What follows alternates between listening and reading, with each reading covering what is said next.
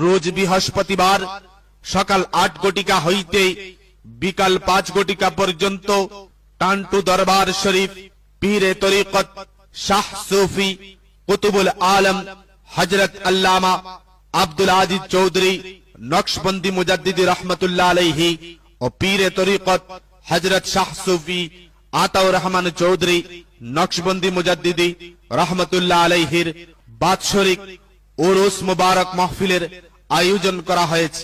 উক্ত মাহফিলে দেশ বিদেশের বিখ্যাত উলামায়ে কেরাম পীর মাশায়েখগণ উপস্থিত থেকে ওয়াজ ফরমাইবে।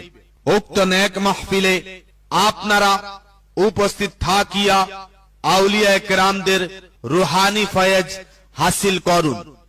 ও মদিনার বুলবুলি তোমার নামের ফুল তুলি, ও মদিনার বুলবুলি তোমার নাম